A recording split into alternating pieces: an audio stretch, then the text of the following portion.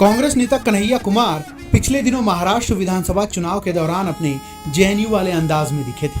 डपली बजाते हुए कन्हैया कुमार की ये तस्वीरें हैं मुंबई के मुंब्रा कलवा विधानसभा क्षेत्र की, जहां वे एनसीपी शरद पवार गुट के नेता जितेंद्र आव्हाड के पक्ष में प्रचार करने पहुंचे थे। वहां कन्हैया ने अपने जोरदार भाषण से माहौल बना दिया था और नतीजे भी महाविकास अघाड़ी के पक्ष में आए। जितेंद्र आव्हाड ने जीत हासिल की। उन्होंने एनसीपी अजित पवार गुट के उम्मीदवार नजीब मुल्ला को 96,228 मतों से हराया। जितेंद्र आव्हाड को 1,57,141 मत मिले, जबकि नजीब मुल्ला को 60,913 मत ही मिले। 20 नवंबर को हुए मतदान में इस सीट पर राष्ट्रवादी कांग्रेस पार्टी के अजित पवार गुट के नजीब मुल्ला और शरद पवार गुट के जितेंद्र आव्हाड के बीच मुकाबला माना जा रहा था, लेकिन राज्य में महाविकास अघाड़ी की हार के बावजूद जितेंद्र आव्हाड अपनी सीट बचाने में सफल रहे। जितेंद्र आव्हाड ने 2009, 2014 और 2019 में लगातार इस निर्वाचन क्षेत्र से जीत हासिल की थी। यह उनकी चौथी जीत है। मुंब्रा कलवा सीट पर चुनावी संघर्ष इसलिए खास था क्योंकि यह सीट शरद पवार गुट के लिए परंपरागत रूप से मजबूत रही है, जहां जितेंद्र आव्हाड लंबे समय से प्रभावशाली नेता माने जाते हैं। उन्होंने चुनाव में अपना वर्चस्व कायम रखा। दूसरी ओर नजीब मुल्ला ने अजित पवार गुट का समर्थन प्राप्त कर इस बार कड़ी चुनौती दी थी। आव्हाड ने अपने अनुभव और उपलब्धियों को जनता के सामने रखा था, जबकि मुल्ला ने नए दृष्टिकोण और विकास योजनाओं का वादा किया था। मुंब्रा कलवा क्षेत्र का राजनीतिक इतिहास भारतीय राजनीति में महत्वपूर्ण बदलावों को दर्शाता है। राष्ट्रीय कांग्रेस पार्टी के जितेंद्र आव्हाड ने 2009, 2014 और 2019 में लगातार इस निर्वाचन क्षेत्र से जीत हासिल की थी। उनकी जीत ने एनसीपी के प्रभाव को इस क्षेत्र में बनाए रखा है। 2009 में जितेंद्र आव्हाड ने एनसीपी के उम्मीदवार के रूप में 1,09,283 वोट प्राप्त किए थे। महाविकास अघाड़ी के हार के बावजूद जितेंद्र आव्हाड ने बड़े अंतर से जीत दर्ज की। उसके पूरे देश में चर्चा हो रही है। अब सुनिए वहां पहुंचे कन्हैया ने किस अंदाज में वहां मौजूद लोगों को संबोधित किया था। हमारे एक भाई ने कहा कि हम बाय चॉइस यहां हैं। बिल्कुल ठीक बात है। हम सब बाय चॉइस यहां हैं, बाय चांस यहां नहीं है, बाय चॉइस यहां पर हैं। और बाय चांस इसलिए नहीं है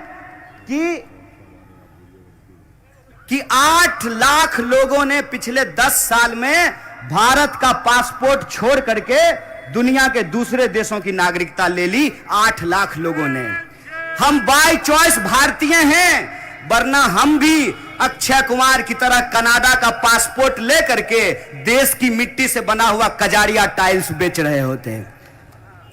जो लोग अपना खून पसीना इस मिट्टी में देता है, वो किसान जो यहां की फसलें उगाता है, वो मजदूर जो मकान बनाता है, सड़कें बनाता है, फैक्ट्रियों में काम करता है, वो ठेला रिक्शा चलाने वाला, दुकानदारी करने वाला, नौकरी करने वाला, बिजनेस करने वाला, अपने खून पसीने की कमाई से अपने परिवार का भरण पोषण करने वाला जो मेहनत कश आवाम है, यह देश जितना महलवानों का है उतना ही झोपड़ी वालों का है। इस बात को याद रखिएगा। और हमारी ताकत हमारा वोट है। हमारी ताकत जमहूरियत में वो जो बात लिखी गई है उस मूल्य पे हमको चलना। और वो मूल्य क्या है? वो मूल्य ये है कि अगर इस देश में 16 लाख करोड़ रुपया प्रधानमंत्री जी के दोस्तों का माफ किया जा सकता है, तो हम महाराष्ट्र की आम आवाम का बिजली बिल माफ करेंगे, क्योंकि यह देश उनका भी है। यही संकल्प हम लेकर के आए हैं। आप महाविकास अघाड़ी के गारंटी को उठा करके देखिए। उस गारंटी में हम क्या कह रहे हैं? हम गारंटी में कह रहे हैं कि अगर इस देश की तिजोरी इस देश के धनवानों के ऊपर लुटाई जा रही है, तो उस तिजोरी को वापस महाराष्ट्र के लोगों के ऊपर खर्च किया जाएगा, महाराष्ट्र की बहु बेटियों पे खर्च किया जाएगा, महाराष्ट्र के नौजवानों पे खर्च किया जाएगा, महाराष्ट्र के किसानों पर खर्च किया जाएगा। और महाराष्ट्र की प्रगति का मतलब 2-4 व्यापारियों की प्रगति नहीं होती है। महाराष्ट्र की प्रगति का मतलब यहां जो करोड़ों लोग रहते हैं, चाहे वो मंदिर जाते हो, मस्जिद जाते हो, गुरुद्वारा जाते हो, चर्च जाते हो, बौद्ध मठों में जाते हो, हिंदू हो, मुस्लिम हो, सिख हो, ईसाई हो, बौद्ध हो, पारसी हो, जैन हो, यह देश सबका था, है और रहेगा। यही हमारा ऐलान है और यही ऐलान हम आपके बीच करने के लिए आए हैं कि जितनी कोशिश करनी है इनको कर लीजिए। एक साहब ने कहा कि डराते हैं।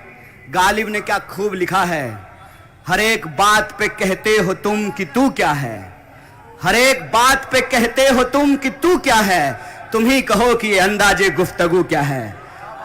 हमने आपको वोट दिया, हमारे वोट से आप चुन करके गए, चुनकर जाने के बाद आपने हमारे ईमान का सौदा कर लिया।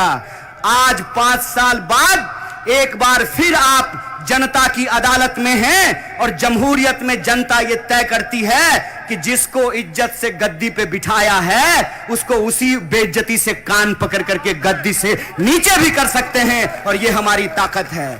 इसीलिए जब आप 20 तारीख को वोट करने के लिए जाइएगा तो मुंब्रा के अपनी तमाम माओ और बहनों से मैं कहना चाहता हूं, मुंब्रा के अपने तमाम आदरणीय बुजुर्गों और नौजवानों से कहना चाहता हूं कि आपको सिर्फ एक व्यक्ति का चुनाव नहीं करना है। वो व्यक्ति नहीं है, वो इस देश में महाराष्ट्र में बुलंदी की आवाज है, जुल्म के खिलाफ एक मुकम्मल आवाज है। इस बात को याद रखिएगा।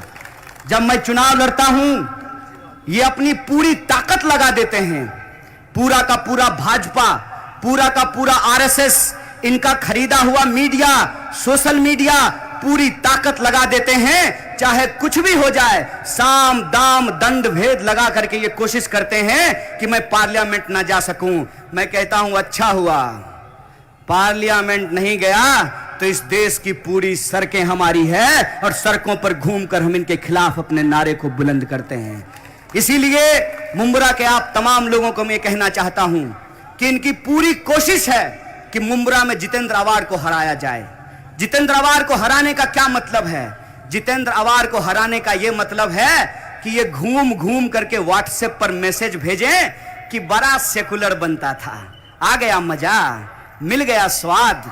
ये साजिश है, और ये साजिश जो बार बार डिप्टी सीएम अपने भाषण में जाकर के बोल रहे हैं और वोट देने के अधिकार को धर्म से जोड़ रहे हैं। मैं कहता हूं वोट देने का अधिकार धर्म से नहीं जमहूरियत से मिला है। इस बात को आप याद रखिएगा।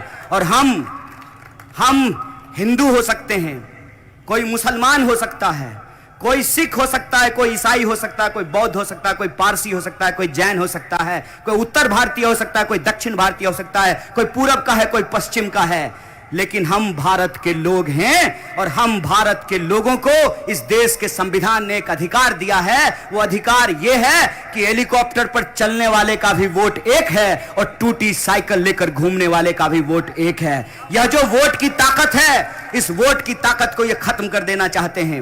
ये चाहते हैं कि इस देश में धर्म के नाम पर सियासत हो, और धर्म के नाम पर जब सियासत होती है तो उसका सबसे मजेदार बात देखिए क्या होता है।